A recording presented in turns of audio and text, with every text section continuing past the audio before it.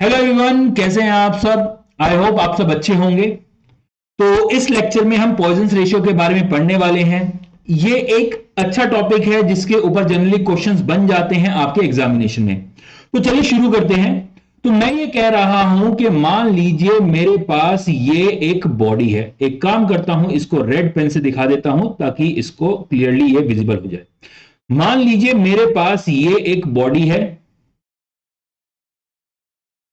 इस बॉडी को मैं क्या कर रहा हूं, मैं इस बॉडी को खींच रहा हूं। जब मैं इस बॉडी को खींचता हूं तो उसकी फाइनल जो शेप है वो ये हो जाती है, जो यहां पे येलो कलर से दिखा रखी है। तो आपको यहां पे देखने को मिल रहा है कि जब मैं इस बॉडी को खींच रहा हूं तो इसकी लेंथ में इंक्रीज देखने को मिल रहा है।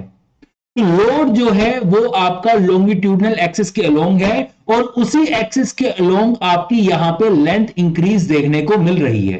लेकिन साथ साथ यहां पे एक और चीज देखने को मिलती है, वो ये है कि इसका यहां पर ये वाली जो डायमेंशन है वो कम हो गई है। पहले इतनी थी जो यहां पे व्हाइट से दिखा रखी है। अब यहां पे जब खींचने के बाद फाइनल पोजीशन आई है तो यहां पे डायमेंशन कम हो गई है। इसका बेस्ट एग्जांपल है, आप घर पे च्युइंगम चबाते हैं, ठीक है, उसको हाथ में लीजिए और उसको खींचिए तो आप देखेंगे कि आपका यहां पे पतला सा तार बन जाता है। या फिर ये रबड़ बैंड है, इसको मैं खींच रहा हूं तो यहां पर इसका जो यहां पे थिकनेस है वो कम हो जाती है जब मैं इसको खींचता हूं। आपको याद होगा जब मैंने आपको स्ट्रेस स्ट्रेन कर्व के बारे में भी पढ़ाया था तो आपकी स्ट्रेस स्ट्रेन कर्व कुछ इस तरीके की आई थी। आपकी इस वाले पोर्शन में क्या था, नेकिंग हो रही थी। नेकिंग क्या थी, आपका एरिया जो डायमीटर है वो रिड्यूस हो रहा था, इसी वजह से नेकिंग हो रही थी। और इसी वजह से आपका कर्व जो है वो नीचे की तरफ आया था। आई होप आपको याद होगा, ये सब चीजें मैंने पढ़ा रखी हैं। तो यहां पर जब आप इसको एक तरफ से लोड लगा रहे हैं तो आपकी डिफॉर्मेशन सिर्फ और सिर्फ उस डायरेक्शन में नहीं आ रही है, उसकी दूसरी डायरेक्शन में भी आपकी डिफॉर्मेशन आ रही है। इसको पहली बार एक साइंटिस्ट थे पॉइजन्स, उन्होंने स्टडी किया था। इसलिए यहां पर एक रेशियो उन्होंने हमें दिया था जिसको बोलते हैं हम पॉइजन्स रेशियो।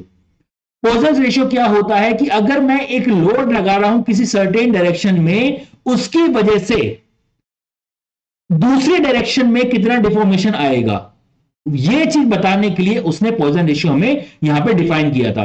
तो पॉइजन रेशियो होता क्या है, पॉइजन रेशियो होता है आपका, इसको थोड़ा सा मैं इधर कर देता हूं।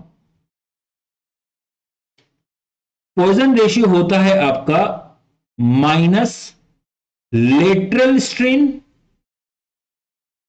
इसको जगह मिल जाएगी, ठीक है, minus lateral strain upon longitudinal strain.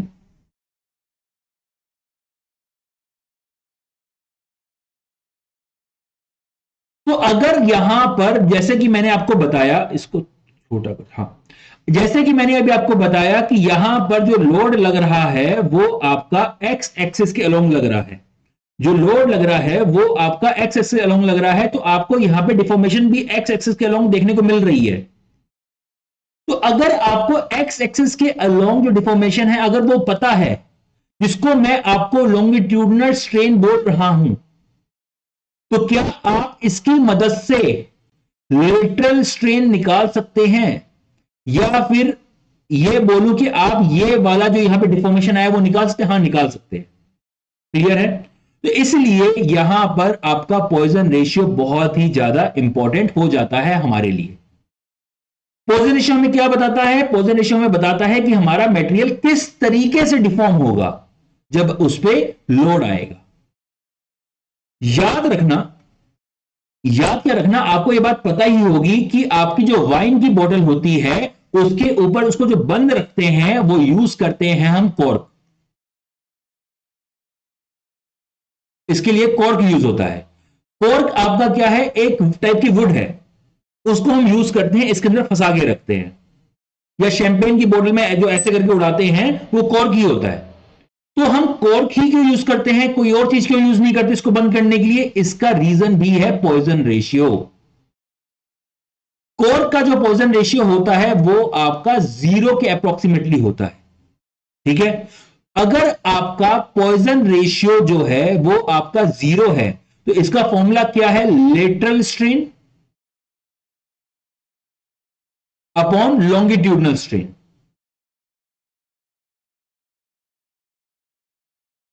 इसका मतलब यह है कि आपका लॉन्गिट्यूडनल स्ट्रेन चाहे जितना मर्जी हो जाए, चाहे ये वाली वैल्यू आपकी 2 हो, 3 हो, 4 हो, कुछ भी हो, आपके लेटरल स्ट्रेन की वैल्यू क्या आएगी? 0 आएगी, क्योंकि ये चीज अगर 0 से मल्टीप्लाई होगा तो लेटरल स्ट्रेन हमेशा 0 होगा। ठीक है, अब इसको डायग्राम में समझिए। मैं क्या कर रहा हूं, इसको बोतल के अंदर घुसाने के लिए, कॉर्क को बोतल के अंदर घुसाने के लिए मैं इसके ऊपर से लोड लगाता हूं। अगर इसके ऊपर से लोड लगा रहा हूं तो ऑब्वियस सी बात है, इसमें कुछ ना कुछ क्या होगा? रिडक्शन होगा इसकी लेंथ का, क्योंकि कंप्रेसिव लोड आ रहा है ना कुछ इसका क्या होगा? रिडक्शन होगा लेंथ का। अगर इसकी लेंथ का रिडक्शन आ रहा है, इसका मतलब है इसमें लॉन्गिट्यूडनल स्ट्रेन आ रहा है। अगर इसका ऐसा, अगर हम यहां पे मटेरियल ले लेते जिसका पॉइजन रेशियो 0 नहीं है, तो उसका मतलब है उसमें लेटरल स्ट्रेन भी आता, उसमें लेटरल स्ट्रेन भी आता। तो जब आप खींच रहे थे तो उसका साइज, उसके डायामीटर में रिडक्शन हो रहा था, या फिर मैं बोलूं उसकी विड्थ में रिडक्शन हो रहा था। लेंथ बढ़ रही थी, विड्थ रिड्यूस हो रही थी। अगर आप इसका अपोजिट करते, आप यहां से दबाते, आप यहां से दबाते तो लेंथ में रिडक्शन हो जाता और विड्थ इंक्रीज हो जाती, विड्थ और थिकनेस इंक्रीज हो जाती। ठीक है ना? जब खींच रहे हो, जब खींच रहे हो तो यहां पे लेंथ इंक्रीज हो रही है, विड्थ कम हो जा रही है। जब दबाओगे तो उल्टा नहीं होगा क्या? तो सिमिलरली जब आप यहां पे कोई और मटेरियल यूज करते और उसको दबाते तो उसमें लॉन्गिट्यूडनल स्ट्रेन आता, वो दबता और वो लेटरली एक्सपैंड करता, वो लेटरली एक्सपैंड करता, वो इस डायरेक्शन में एक्सपैंड करता। और अगर इस डायरेक्शन में एक्सपैंड करता तो वो बोतल को तोड़ भी सकता था। इसका पॉइजन रेशियो 0 होता है। इसका मतलब यह है कि आप ऊपर से लोड तो लगा रहे हैं, लेकिन लेटरल डायरेक्शन में कोई भी डिफॉर्मेशन देखने को नहीं मिल रहा है। इसी वजह से हम इसको यहां पे यूज करते हैं। आई होप बात क्लियर होगी। तो सर ये माइनस साइन क्यों आ रहा है? अभी बताता हूं। वैसे तो ये रेशियो है lateral strain upon longitudinal strain का, हम माइनस साइन अपने आप से लगाते हैं। क्यों लगाते हैं? अभी समझिए। यहां पर जब मैं लेंथ इंक्रीज कर रहा हूं, इंक्रीज इन लेंथ कर रहा हूं, तो मैं उसको पॉजिटिव स्ट्रेन लेता हूं। जब रिडक्शन इन लेंथ हो रहा है तो मैं उसको नेगेटिव स्ट्रेन लेता हूं। बात समझ आ गई? नेगेटिव डिफॉर्मेशन, पॉजिटिव डिफॉर्मेशन, यही हो गया। अब देखिए, जब मैं बॉडी को खींच रहा हूं तो लेंथ इंक्रीज हो रही है, डिफॉर्मेशन पॉजिटिव है, तो ये वाली वैल्यू क्या होगी? ये वाली वैल्यू क्या होगी? आपकी पॉजिटिव आएगी। ये वाली वैल्यू क्या होगी? आपकी पॉजिटिव आएगी। लेकिन जब मैं इसको खींच रहा हूं तो उसकी विड्थ कम हो रही है, उसकी थिकनेस कम हो रही है, तो इसका मतलब है आपकी ये वाली वैल्यू नेगेटिव आएगी। लेंथ जब इंक्रीज हो रहा है तो पॉजिटिव, डिक्रीज हो रहा है तो नेगेटिव। क्लियर है? जैसे ये डायग्राम में, जैसे ये डायग्राम में ये आपका पॉजिटिव हुआ और ये आपका नेगेटिव हुआ। समझ आ गई बात? चलिए, तो यहां पर आप देख सकते हैं नेगेटिव अपॉन पॉजिटिव, एक नेगेटिव वैल्यू आती, तो उस नेगेटिव वैल्यू को पॉजिटिव, हम पॉजिटिव रेशियो जनरली हम क्या करते हैं, एक हम पॉजिटिव वैल्यू बनाना चाहते हैं, इसलिए हम अपने आप से ही क्या करते हैं, यहां पर नेगेटिव साइन लगा देते हैं। आई होप बात समझ आ गई होगी। तो रेशियो क्या है? Lateral strain upon longitudinal strain. तो अगर मेरे पास यहां पर कोई भी एक बॉडी है, इसको मैं थोड़ा सा ऊपर कर देता हूं वरना मेरे चेहरे के पीछे आ जाएगा। तो अगर मेरे पास कोई भी एक बॉडी है,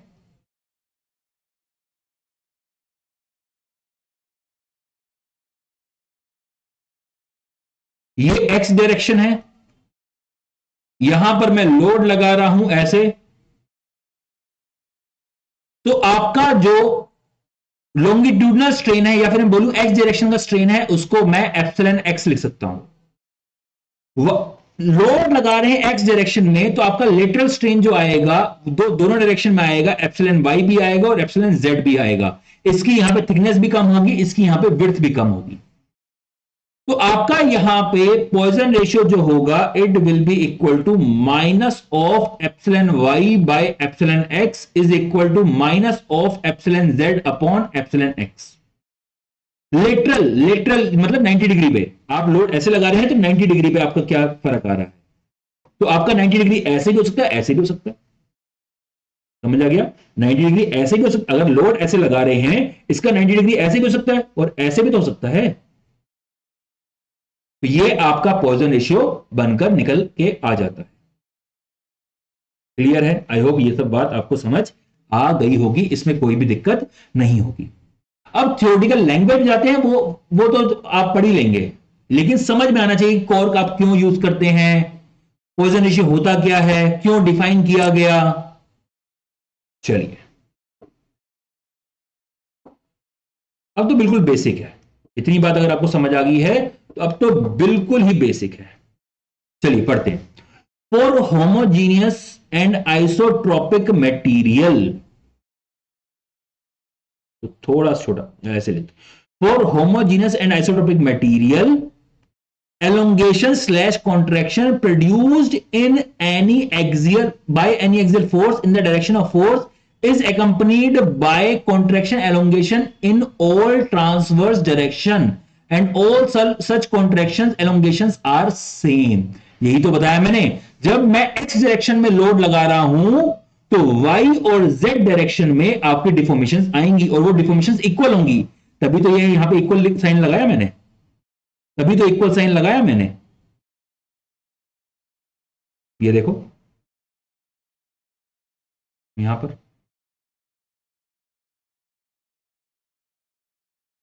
चलिए तो यहां पे ये लिखा है कि अगर आप एलोंगेशन कर रहे हैं एक्स डायरेक्शन में, एक्सियल डायरेक्शन में, तो ट्रांसवर्स डायरेक्शन में कॉन्ट्रैक्शन होगा। अगर आप एक्सियल डायरेक्शन में कॉन्ट्रैक्शन कर रहे हैं तो ट्रांसफर डायरेक्शन में एलोंगेशन हो जाएगा। मेरे हाथ की डायरेक्शन देखिए, अगर ऐसे खींच रहे हैं तो ट्रांसवर्स डायरेक्शन में कंप्रेशन, अगर आप ऐसे दबा रहे हैं एक्सियल डायरेक्शन में तो इधर एलोंगेशन, ऐसे भी एलोंगेशन और ऐसे भी एलोंगेशन, उल्टा होता है।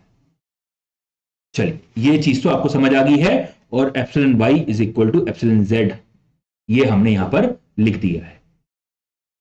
आपकी जो पॉइजन रेशियो की वैल्यू होती है जनरली वो वेरी करती है -1 से 0.5 तक, ठीक है, लेकिन इंजीनियरिंग मटेरियल की जो वैल्यू होती है वो वेरी करती है 0 से 0.5 तक। हम नेगेटिव वैल्यू जनरली लेके नहीं चलते। क्लियर है सर? -1 का मतलब क्या है? -1 का मतलब यह है कि अगर आप ऐसे खींचोगे, अगर एक्सियल डायरेक्शन में एलोंगेशन दे रहे हो तो लेटरल डायरेक्शन में भी क्या हो जा रहा है, वो एक्सपैंड कर जा रहा है। समझ आया? ठीक है, यहां सुनिए इस बात को। आपका म्यू क्या था? ये था minus epsilon Y upon epsilon X, यही था। अगर ये आप एलोंगेट कर रहे हो, मतलब ये वाली वैल्यू पॉजिटिव स्ट्रेन की बात कर रहे हो आप, ठीक है, और अगर मैं ये कह रहा हूं कि दूसरी ट्रांसवर्स डायरेक्शन में भी वो एलोंगेट कर जा रहा है, कंप्रेस नहीं हो रहा। जनरली मटेरियल क्या करते, कंप्रेस उल्टा हो रहा था ना, लेकिन यहां पर सेम हो रहा है, ये भी आपका क्या कर रहा है, एलोंगेट कर जाता है। पॉजिटिव अपॉन पॉजिटिव पॉजिटिव, और माइनस साइन आपने ऑलरेडी बाहर लगा रखा है, देयरफॉर माइनस। समझ आ गई बात? चलिए, कुछ स्पेशली डिजाइन फॉर्म्स होते हैं जो ऐसी प्रॉपर्टी शो करते हैं। कुछ स्पेशली डिजाइन फॉर्म्स होते हैं जो ऐसी प्रॉपर्टी शो करते हैं कि अगर आपका यहां पे एलोंगेशन हो रहा है एक्स डायरेक्शन में, तो वाई डायरेक्शन में भी आपका क्या करते हैं, वो एलोंगेशन शो कर देते हैं। एक मिनट मैं चार्जिंग पे लगा दूं। ठीक है, तो इसका बेस्ट एग्जांपल क्या है -1 का? ये है हमारे ह्यूमन टिश्यूज। ह्यूमन टिश्यूज हैं आपके, और आपके यहां पे स्पेशल फॉर्म्स हैं। फॉर्म होते हैं ना, FOM फॉर्म, तो वो यहां पर होते हैं, या फिर पॉलीमर होते हैं। तो ये आपके एग्जांपल्स हैं। लेकिन इंजीनियरिंग मटेरियल के लिए जो पॉइजन रेशियो की वैल्यू वेरी करती है वो 0 से 0.5 के बीच में वेरी करती है। चलिए, एक चीज याद रखना, जितने भी आपके मेटल्स हैं उनकी वैल्यू जो है 0.3 के आसपास है। जितने भी मेटल्स हैं उनकी वैल्यू जो है 0.3 के आसपास। फॉर एग्जांपल स्टेनलेस स्टील की वैल्यू 0.35 है, एल्यूमिनियम की वैल्यू 1/3 मतलब 0.333 है। ठीक है, कॉपर की आपकी वैल्यू 0.355 है, स्टेनलेस स्टील के आसपास ही है। स्टेनलेस स्टील का 0.35, कॉपर का 0.355, ये चीज इसके आसपास होती है। ठीक है, चलिए, अब यहां पर कुछ मटेरियल्स आने वाले हैं, इनके पॉइजन रेशियो की वैल्यू याद रखना। एग्जाम में, छोटे मोटे एग्जाम जो होते हैं जेई वगैरह लेवल के, उसमें पूछ ली जाती है। तो यहां पर ये वाली वैल्यूज हैं, इसको याद रखिएगा। ये वैल्यूज जो हैं इनको याद रखिएगा। चलिए, अब आगे हम बढ़ सकते हैं। तो यहां पे रबड़ की वैल्यू 0.45 से, ये बहुत इंपॉर्टेंट है, कई बार एग्जाम में पूछा जाता है। और ये अभी आऊंगा ना मैं, अभी मैं एक थोड़ा एक डेरिवेशन कराऊंगा, डेरिवेशन के बाद मैं इसके ऊपर दोबारा आऊंगा। इसको प्लीज लिख लेना, इसको लिख लेना, एल्यूमिनियम को लिख लेना, कॉर्क को लिख लेना। कंक्रीट की वैल्यू 0.1 से 0.2 होती है, डिपेंडिंग आपका यहां पे एफसीके क्या है कंक्रीट का। जनरली हम 0.15 लेके चलते हैं, आपका म्यू जो कंक्रीट का होता है। स्टील का 0.27 से 0.3, आपका स्टेनलेस स्टील का ऑलमोस्ट 0.35 के आसपास होता है।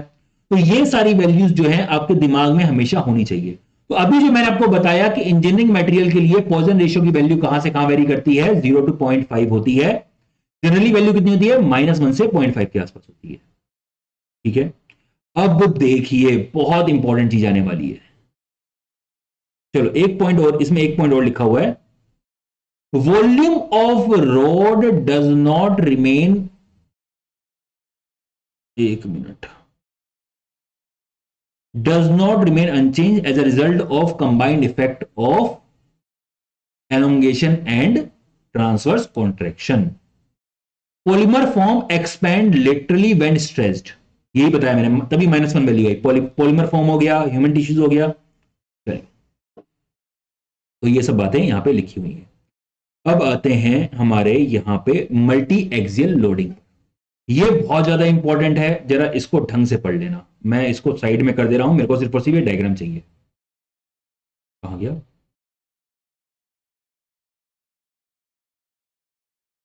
इसको ढंग से देख लीजिए।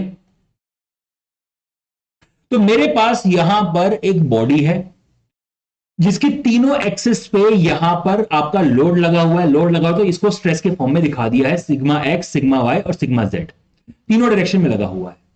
तो आपसे पूछा गया है कि मुझे यहां पे बताओ कि एक्स डायरेक्शन, इतना ज्यादा डार्क क्यों हो रखा है, आप यहां पे बताओ कि एक्स डायरेक्शन में स्ट्रेन कितना आएगा, वाई डायरेक्शन में स्ट्रेन कितना आएगा और जेड डायरेक्शन में स्ट्रेन कितना आएगा।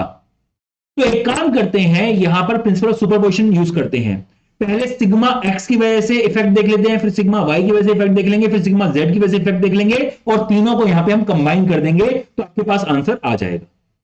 ठीक है, तो चलिए, तो मेरे पास यहां पर जो बॉडी है, ये जो मेरे पास 3D बॉडी है, इस पर मैं सिर्फ और सिर्फ अभी क्या कर रहा हूं, सिग्मा एक्स लगा रहा हूं। मैं क्या कर रहा हूं, सिर्फ और सिर्फ यहां पे लोड लगा रहा हूं इन एक्स डायरेक्शन। तो क्या ये लोड आपका यहां पे एलोंगेशन देगा या कॉन्ट्रेक्शन देगा, एलोंगेशन देगा। ठीक है, तो आपका यहां पर सिग्मा एक्स क्या होगा, this will be equal, sorry epsilon x क्या होगा, सिग्मा एक्स अपॉन ई, यही तो होगा। चलिए, जरा मुझे यह बताइए, आपका यहां पर सिग्मा एप्सिलॉन वाई क्या होगा। आपका म्यू होता है minus of epsilon Y upon epsilon X. तो एप्सिलॉन वाई की वैल्यू कितनी होगी, this will be equal to minus mu epsilon X. Clear है, तो यहां पर एप्सिलॉन एक्स की वैल्यू कितनी है, ये है आपकी माइनस, थोड़ा इसको चलो आ जाएगा, एप्सिलॉन एक्स की वैल्यू है सिग्मा एक्स अपॉन ई। ये मेरे पास यहां पर वैल्यू आ जाएगी एप्सिलॉन वाई की। यहां से लेके वैल्यू मैं यहां पे लिख दे रहा हूं, तो ये मेरे पास वैल्यू आ गई है एप्सिलॉन वाई की, and this is equal to minus mu epsilon x upon e. ये मेरे पास यहां पर वैल्यू आ गई है।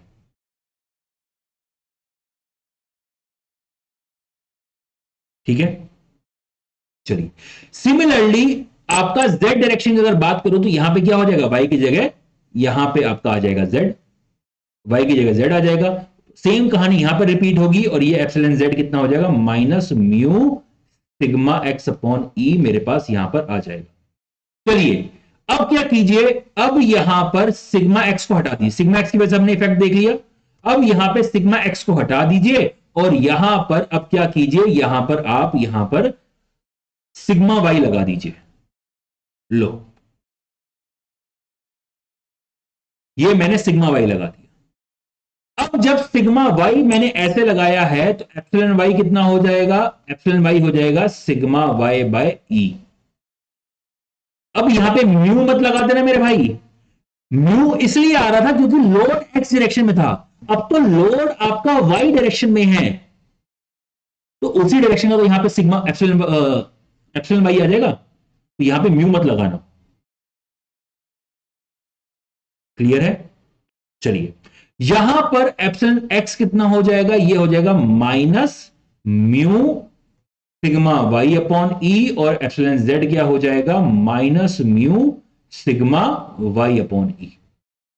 ठीक है, अरे यार अब ये वाली डायरेक्शन मेन होगी ना, वाई डायरेक्शन मेरी मेन हो गई, लोड यहां लगा रहे हैं, इस डायरेक्शन में कितना कॉन्ट्रैक्शन होगा, ऐसे सेम वैसी तो होगा। चलिए अब देखिए सिमिलरली मैं यहां पे इसको हटा के जेड डायरेक्शन में लोड लगा दे रहा हूं, सिमिलरली अब मैं इसको यहां से हटा के जेड डायरेक्शन में लोड लगा दे रहा हूं,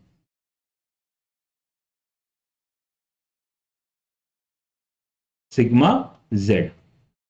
तो अब आपका यहां पर जो इफेक्ट आएगा वो कितना आएगा, this will be equal to epsilon z is equal to sigma z upon e, epsilon x कितना हो जाएगा, minus mu sigma z upon e, epsilon y कितना हो जाएगा, minus mu sigma z upon e, मेरे पास वैल्यू आ जाएगी।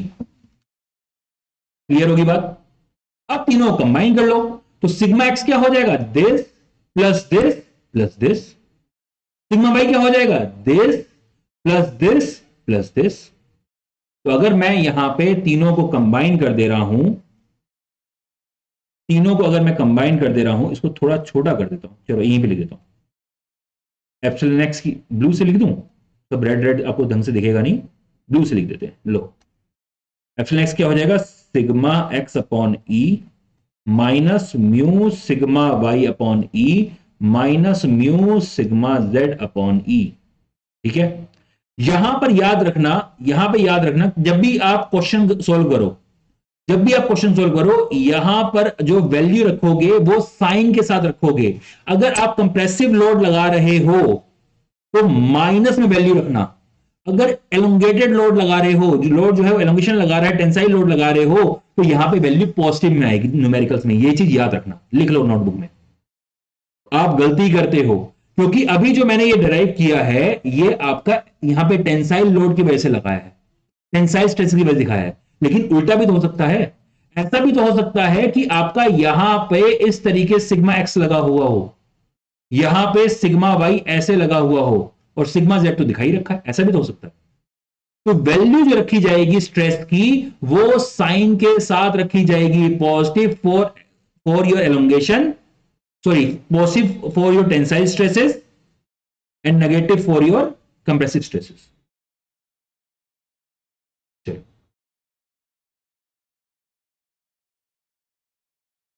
तो ये मेरी यहां पे एप्सिलॉन एक्स की वैल्यू होगी, तो यहां पे एप्सिलॉन वाई की वैल्यू निकाल लो, एप्सिलॉन वाई क्या होगा, this plus this and epsilon y है ये प्लस दिस, लिख दो यहां पर sigma y upon e minus mu sigma x upon e minus mu sigma z upon e, खत्म कहानी।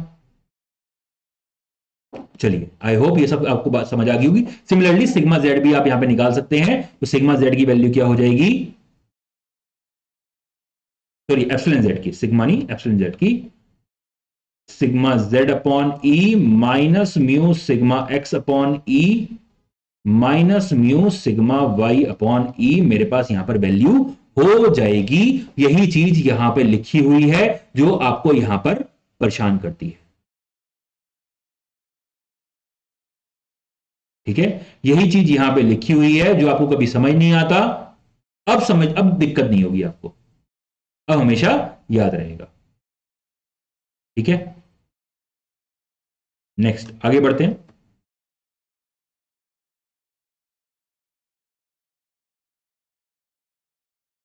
अब यहां पर हम बात कर रहे हैं, चलो, वॉल्यूमेट्रिक स्ट्रेन की। अब हम बात कर रहे हैं हमारी वॉल्यूमेट्रिक स्ट्रेन की। वॉल्यूमेट्रिक स्ट्रेन क्या होता है? It is change in volume upon total volume हमारे पास यहां पर होता है। अब इसका यहां पे डेरिवेशन है, इसको मैं करके आपको दे रहा हूं। वैसे जरूरत तो नहीं है, नहीं भी कराऊं तब भी हो जाएगा, लेकिन जनरली आप कंफ्यूज रहते हो कि सर ये हमसे नहीं हो पा रहा है, तो मैं इसको आपको डिराइव करके भी दे देता हूं। एक मिनट दीजिए बस मेरे को।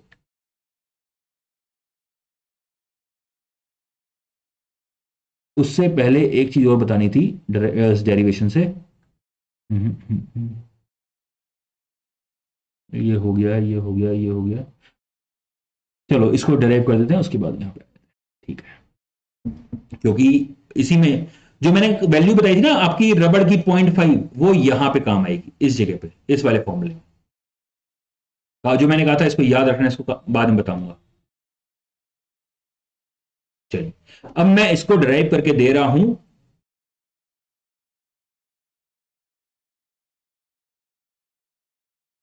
Derivation is not at all important,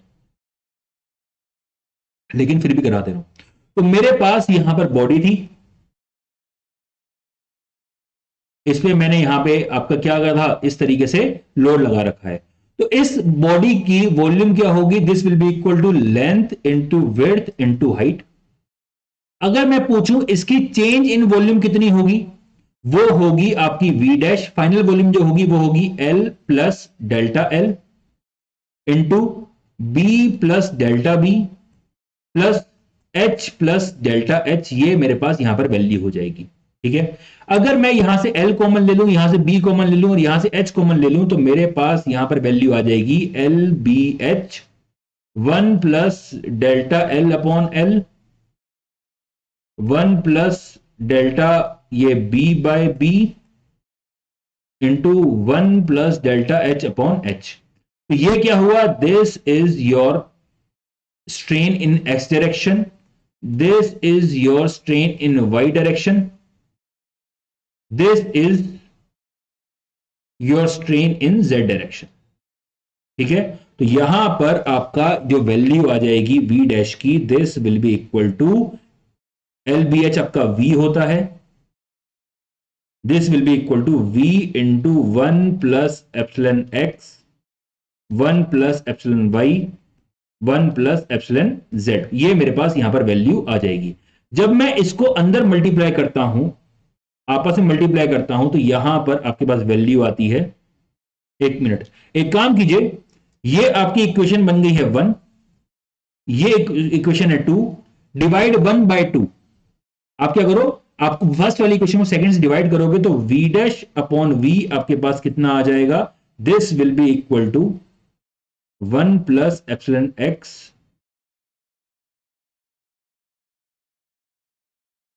1 plus epsilon y 1 plus epsilon z। ठीक है, v डैश क्या है? This is the final volume. तो फाइनल वॉल्यूम को क्या मैं ऐसे लिख सकता हूं, इनिशियल वॉल्यूम अब plus change in volume divide by original volume, ऐसे लिख सकता हूं? हाँ लिख सकता हूं। एक मिनट, यहां भी तो आपका एल बी एच आ जाएगा।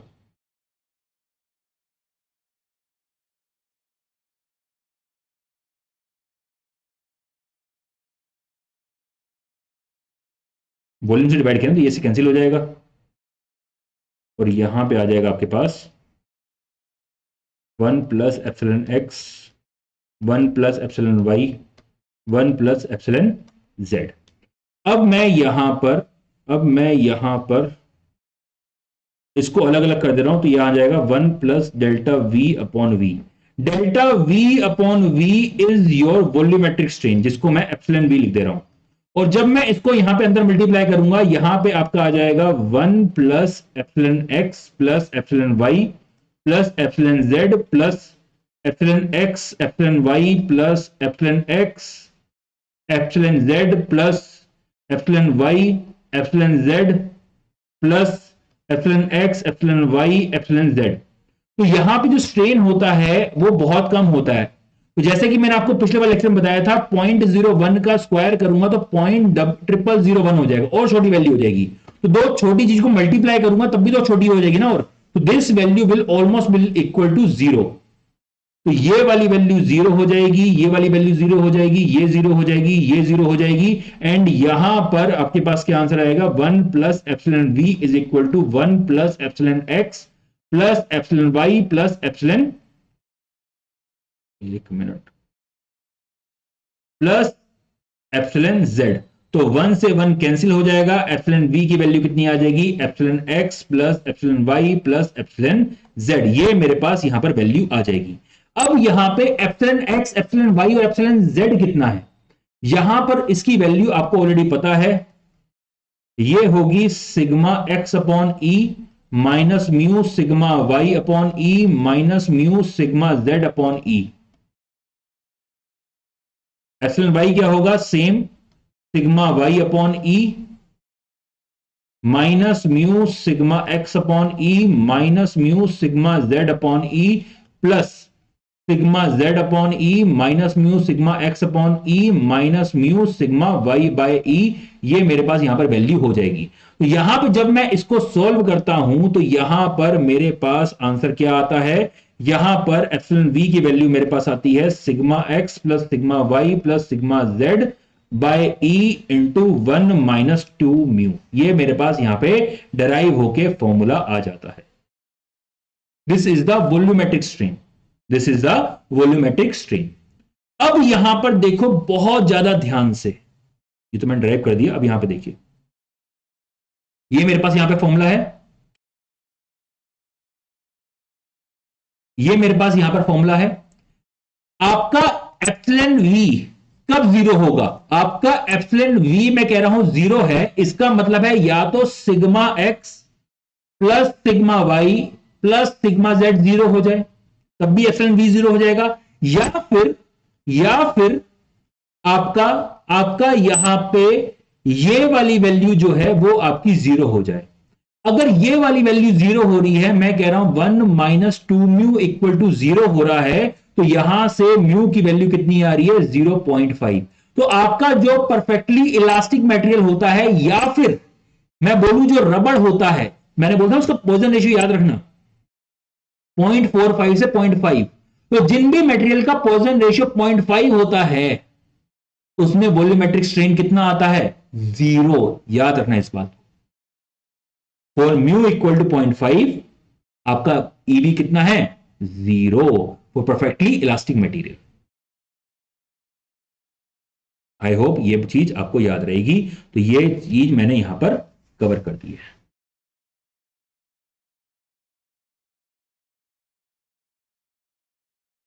For perfectly elastic material question बनता है, ये लिख लो नोटबुक में, फिर कहते हो सर क्वेश्चन नहीं बन पा रहे हैं। ये बातें कहीं लिखी नहीं है, आपको रिलेट करके बता रहा हूं। या तो sigma x plus sigma Y plus sigma z zero हो जाए, या फिर 1 माइनस 2 म्यू जीरो, तभी एप्सिलॉन बी की वैल्यू जीरो हो जाएगी।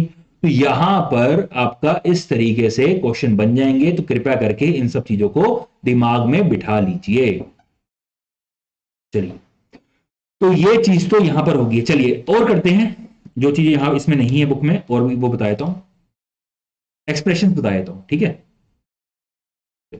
यहां पर मेरे पास एक सिलेंड्रिकल बार है जिसकी लेंथ जो है वो L है, इसका डायमीटर D है। इसमें आपका वॉल्यूमेट्रिक स्ट्रेन कितना होगा, इसमें आपका वॉल्यूमेट्रिक स्ट्रेन कितना होगा, ये आपको निकालना है। क्या आप निकाल पाओगे, देखते हैं। तो वॉल्यूम इसकी कितनी होगी, इसकी होगी π/4 into d square into length, यही होगी, ठीक है। अब देखिए, अगर मैं इसको डिफरेंशिएट कर रहा हूं, तो यहां पर वैल्यू क्या आ जाएगी, dB is equal to π/4 constant है। एक बार आप लेंथ को अगर आप यहां डिफरेंशिएट कर रहे हैं तो डी स्क्वायर कॉन्स्टेंट मान के यहां पे dl आ जाएगा, प्लस अरे भैया आपको याद होगा, एक्स वाई को मैं डिफरेंशिएट करता था, एक्स कॉमन वाई का डिफरेंशिएशन। चलिए सॉरी, ए बी को जब मैं डिफरेंशिएट करता, a common differentiation of b plus b बाहर डिफरेंशिएशन ऑफ ए। ये चीज तो आपकी 12th की है, 12th भी नहीं 10th की है, नहीं 11th की होगी। तो pi by 4 into L into 2d into D D, ये मेरे पास यहां पर हो जाएगा। एक काम कीजिए, ये जो आपकी डीवी है इसको डिवाइड कर दीजिए वी से, क्योंकि चेंज जो आपका डीवी है ये रिप्रेजेंट कर रहा है चेंज को। तो change in volume divide by original volume क्या होगा, this will be your volumetric strain. Change in volume divide by original volume क्या होगा, this will be your volumetric strain. ये हो जाएगा आपका pi by 4 into d square into D L divided by pi by 4 into d square into L plus pi by 4 into L into 2d into यहां पे आपका D D differentiation of diameter divide by pi by 4 into L into d square. तो pi by 4 से pi by 4 cancel, D square से D square हट गया, pi by 4 से pi by 4, L से एल हट गया। तो यहां पे डी से ये एक डी कट गया, तो यहां पे क्या बचेगा, यहां पे आपका बचेगा, यहां पर आपका बचेगा इसको d l by l plus 2dd by d. तो ये क्या है, change in length upon original length, मतलब लॉन्गिट्यूडनल स्ट्रेन। तो वॉल्यूमेट्रिक स्ट्रेन क्या होगा, this will be equal to longitudinal strain plus 2 times of lateral strain. I hope ये चीज आपको याद रहेगी, इसमें कोई भी दिक्कत नहीं होगी। ठीक है, तो इसी तरीके से कोई और भी आपको शेप दे दें उसका भी आप यहां पे निकाल सकते हैं। अच्छा देखिए, यहां पर हम एक इक्वेशन पे डराइव हुए थे, अभी हम जब हम रेक्टेंगुलर सेक्शन की बात कर रहे थे उस पर भी एक फॉर्मूला लगा के देखते हैं। जो हम रेक्टेंगुलर सॉरी क्यूबॉइडिकल सेक्शन की बात कर रहे थे, ये था ना, इस पे हमने डेरिवेशन किया था, एप्सिलॉन वी वहां पे आया था epsilon x plus epsilon Y plus epsilon z. क्या जो मैं यहां पे डिफरेंशिएशन करके कर रहा हूं, क्या ये चीज यहां पे वैलिड है कि नहीं है, यहां पे देखते हैं। तो आपकी यहां पे वॉल्यूम क्या होगी, वो होगी एल बी इंटू एच। अगर मैं डीवी कर रहा हूं, ये क्या होगा, एल बाहर, सॉरी पहले एल को डिफरेंशिएट करते हैं, तो यहां पे बी एच बाहर differentiation of l plus h l बाहर differentiation of b plus l b बाहर डिफरेंशिएशन ऑफ एच। इसको डिवाइड कर दीजिए वॉल्यूम से, डिवाइड कर दिया एल बी एच से, डिवाइड कर दिया एल बी एच से, डिवाइड कर दिया एल बी एच से। तो आपका यहां पर क्या होगा, आपका यहां पर क्या होगा, बी एच से बी एच हट जाएगा, एच एल से एच और एल हट जाएगा, और यहां पे एल बी से एल बी हट जाएगा। तो बचेगा क्या, यहां पे d l by l plus d b by b plus d h by h. तो ये वाली वैल्यू आपका एप्सिलॉन एक्स होगा, ये वाली वैल्यू आपका एप्सिलॉन वाई होगा, और ये वाली वैल्यू आपका एप्सिलॉन जेड होगा। क्या ये वही नहीं आ गया, हाँ ये अप्रोक्सीमेट वैल्यू दे रहा है, तो वहां पे भी तो हमने अप्रोक्सीमेटली लिया था, हमने एप्सिलॉन एक्स एप्सिलॉन वाई को हटा दिया, जीरो मान लिया, epsilon x epsilon Y epsilon z को जीरो मान लिया। तो ये जो ऊपर वैल्यू है ये भी अप्रोक्सीमेटली आई है ना। चलिए, तो इस तरीके के अगर आपके पास क्वेश्चन आए तो आप आसानी से कर सकते हैं। ठीक है, एक मिनट तक क्यों गया, ये सब चीजें आपकी यहां पे कवर हो गई हैं। अब हाइड्रोस्टैटिक प्रेशर, ये सब चीजें मैं आपको नेक्स्ट वाले लेक्चर में बताऊंगा। हमारा ये काफी लंबा लेक्चर हो गया है। चलिए, तो यहां तक मैंने आपको कवर करके बता दिया है, इसको आगे हम नेक्स्ट लेक्चर में मिलते हैं। तब तक नमस्कार। वीडियो कैसा लगा कमेंट सेक्शन में जरूर बताइए, and please do share this lectures.